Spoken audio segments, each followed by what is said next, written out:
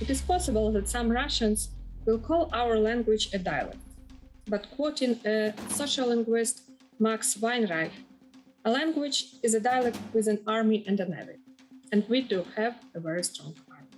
Російська мова не дорівнює росіянин і не означає безальтернативної прихильності до Росії і тим більше до Російської Федерації з її багатьма колонізованими народами.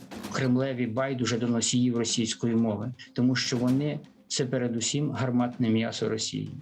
Hello and welcome to Ukrainian Flames, a special project by Ukraine Crisis Media Center, NGO Euro-Atlantic Course and Analytical Center of Ukrainian Catholic University. My name is Victoria Zabiyan, I'm head of the UCMC Press Center. Please like, share this video and subscribe our channel to stay tuned. Today's topic is how Russia weaponized language in linguicide and disinformation. And this is the second part of the episode that you have seen several days ago, so don't forget to find the link in the description to this video. Today's part of the topic is devoted to historical discourse, which demonstrates the nature and causes of aggressive Russian language policy toward Ukraine. We start with Kateryna Blyzniuk, linguist.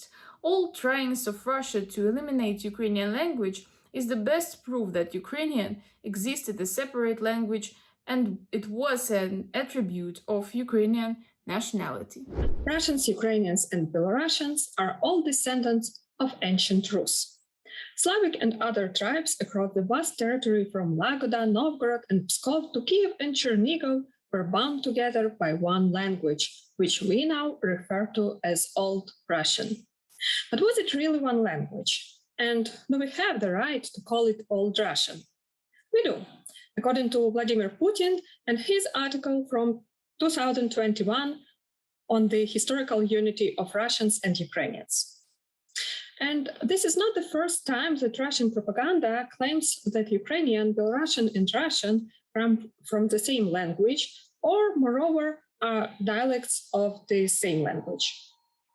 In 1863, Russian Minister Pyotr Valuyev declared that a separate Ukrainian language, or as he called it, a Little Russian, has never existed, does not exist, and shall not exist. For another quote from Tsar Nicholas II, there is no Ukrainian language. It's illiterate peasants speaking Little Russian. But as a matter of linguistic history, Ukrainian and Russian, as well as Polish, Czech, Bulgarian, and other Slavic languages emerged as distinct linguistic formations from a common source language spoken at the beginning of our era and called Proto-Slavic, just like Proto-Germanic, the reconstructed proto-language which developed into three Germanic branches about the 5th century AD. 1,000 years ago, the language spoken by Slavs would have been similar. Over time, under different historical influences, divergences appeared. Ukraine became the eastern part of the Polish-Lithuanian Commonwealth, absorbing significant amount of Polish into its language. Moscow united the cities on the north and east, so its language was shaped by contact with and immigration from areas to the east, and the importation of foreign technical and cultural terms from Western European countries like France, Germany, and the Netherlands. By the time Russia gained control of Ukraine in the 18th century, speakers in Russia and Ukraine were no longer as closely connected.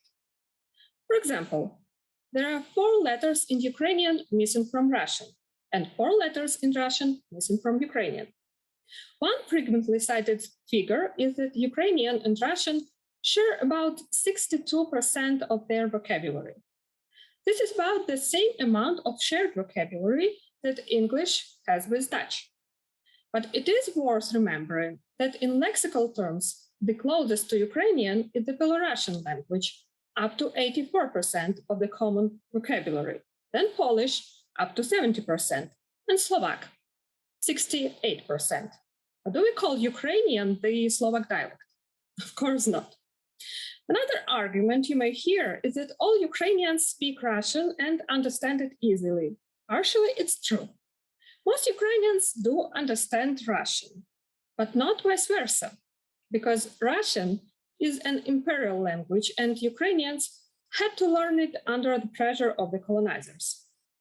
Speaking the same French language does not transform Congolese or Belgians into Frenchmen. The shared Portuguese language does not make Brazilians into Portuguese. No sane person would propose in Britain that the Scots or Australians do not exist because they all speak English. So some Ukrainians speak Russian. Many understand it, but this does not make Ukrainian a dialect of Russian, and Ukrainians do not become Russians. Another colonial part of Ukrainian-Russian relationships is a dismissive attitude towards all things Ukrainian, which is a long-standing feature of Russian culture over the past centuries. Such feelings fostered a sense of cultural superiority among Russians, who have historically viewed Ukraine as Orysia or Little Russia. For example, a lack of respect for Ukrainian culture features in Ivan Turgenev's first novel, Rudin. Character Pegasov dismissively describes Ukraine as Khaklandia and asserts that although he had zero proficiency in Ukrainian, he could effortlessly achieve fame as a Little Russian author. He wrote well in Ukrainian, one had to merely mangle Russian words a bit. Having improvised a sample of such Ukrainian writing, he added, "It's in a bag. Just print it and publish." A Little Russian will read, put his hand on his cheek, and will certainly cry, such a sensitive soul. Russians' perception of Ukrainian language and culture as parochial, if at times likable and funny, has proven enduring, stretching from Belynsky to Bulgakov and Brodsky. At the heart of this perception is the understanding of Ukraineness as something provincial and unimperial, somehow lacking in grandeur and style, which is a typical colonial point of view. The long history of Russian as the dominant political and cultural language means that many of Ukraine's citizens, around 30% by the last census, are native speakers of Russian, and many more studied Russian to a high level. But more recent reports show that some Russian-speaking Ukrainians, even in the East, are abandoning Russian to avoid the language of the occupier. For many, the Ukrainian language has become the key to national identity and the proof of state's independence. It is possible that some Russians will call our language a dialect, but quoting a social linguist, Max Weinreich, a language is a dialect with an army and a navy, and we do have a very strong army. Orysia Demska, professor of NaUKMA, first head of the National Commission on the State Languages Standards, debunks three main misconceptions about the Russian language in Ukraine and also explains how it happened that Russian language has become so spread on Ukrainian territory. Руський мір схильний всіх, хто послуговується російською мовою, апріорі вважати росіянами, належними до руського міра. В Україні ж не всі, хто послуговується російською, є росіянами. Це часто російськомовні українці, які пройшли через русифікаційні процеси імперії. Спочатку Російської імперії, потім Радянської імперії. За таких умов російська мова не дорівнює росіянин і не означає безальтернативної прихильності до Росії і тим більше до Російської Федерації з її багатьма колонізованими народами. Руський мір, крім того, як формалізує це поняття Сергій Дацюк, є концепцією міжнародного, трансдержавного і трансконтинентального суспільства, об'єднаного причетністю до Росії та лояльного до російської мови і культури. Тому, щоб належати до руського міра, мало лише мови, необхідно ще бути причетним до Росії, також до православного християнства і щонайменше бути лояльним або належним до російської культури. Відсутність усіх характеристик, на підставі яких індивід належить до руського міра, є причиною жорстокого знищення російськомовних українців за 100 днів російсько-української війни 2022 року. Стало зрозуміло, що попри те, що вони розмовляють російською, з них не вийде легко зробити руський мір. Тому треба частину фізично знищити, якщо не знищити, то зґвалтувати, щоб іншу частину залякати. І це вже питання не мови, а геноциду. Другий. Україна розділена на українськомовну Західну Україну і російськомовну Східну Україну. Якби Україна була розділена мовно на українськомовний Захід України та російськомовний Схід України, то за 8 років російсько-української війни, особливо під час її гарячої фази 24 лютого 2022 року, не відбулося б кількамільйонного переселення зі Сходу на Захід держави та закорінення переселенців у західній частині України за 8 років. Українців єднають цінності, а не роз'єднує мова. Крім того, я дуже далека від думки про те, що в Україні взагалі ми маємо справу з російською мовою. Радше з далеким від літературного стандарту, регіональним варіантом російської з явно неросійською фонетикою. Третій. У Східній Україні вищий рівень володіння російською мовою. Це видавати бажане за дійсне. На сході України регіональний варіант російської більше присутній у великих містах, у великих індустріальних містах. Містечка і села безроздільного домінування російської не засвідчують. Говірки – так, суржик – так, російська – так, українська – так, але не винятково російська. Тим більше не сучасний літературний стандарт російської мови. Загалом русифікація Сходу і Південного Сходу України є наслідком демографічної політики Росії, а потім Радянської імперії. Впродовж 18-19 століття росіяни в Україні були головно солдати москалів. На кінець 19-го припадає промисловий бум і як його наслідок переселення росіян в Україну. Як пише Орес Субтельний, росіяни, які переїздили до України в той час, були переконані в тому, що Україна за суттю своєю російська земля, а українська культура неповноцінна. В основній масі вони не бажали володіти українською мовою і не виявляли зацікавлення українськими звичаями і традиціями, і не виявляли поваги до них. Набагато цинічнішою була радянська демографічна політика щодо України. Спочатку організовано голодомор, потім масове заселення виморених голодом українських територій росіянами. Це як фрагмент загалом демографічної політики Радянського Союзу щодо України і українців.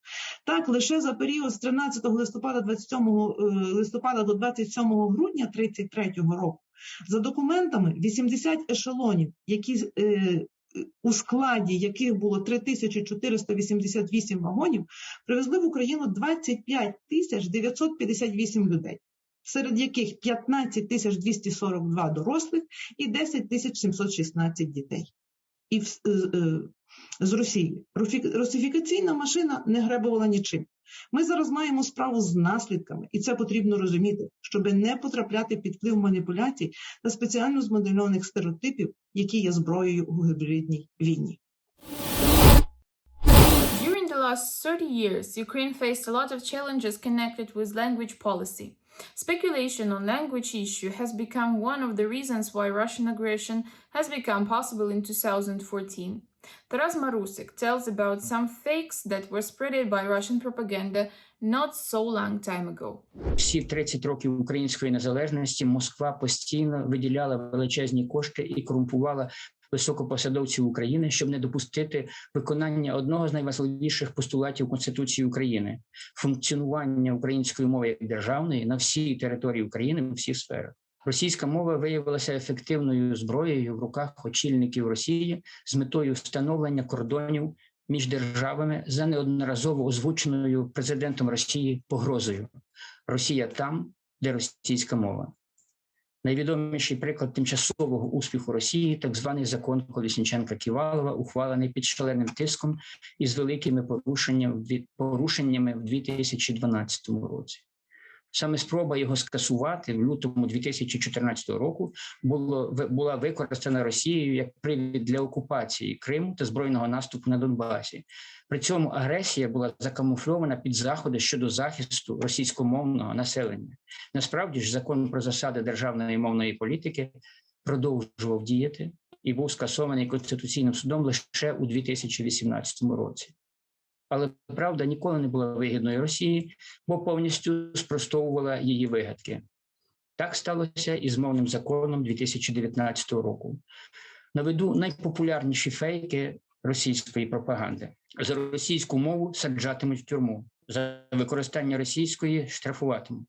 Російську можна буде використовувати лише на кухні. Закон суперечить мінським домовленостям. На вулицях з'являються мовні інспектори. Закон порушує Конституцію і хартію регіональних мов. Більшість українців розмовляє українською. Це лише деякі з таких найпопулярніших вигадок російської пропаганди, яку часто озвучувало особливо Міністерство закордонних справ Російської Федерації.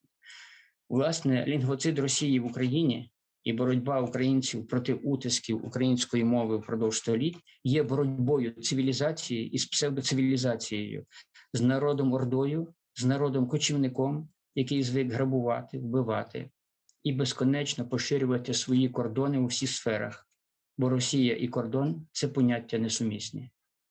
За останні місяці більшість світу це нарешті побачила. Саме тому Кремлеві байдуже до носіїв російської мови, тому що вони – це передусім гарматне м'ясо Росії.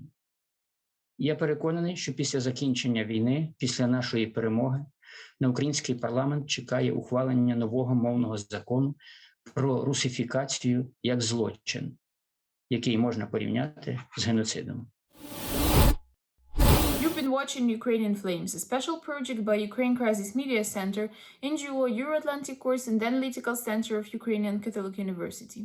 In description to this video, you can find the information about how personally you can help Ukraine against Russian aggression. Everything is gonna be Ukraine.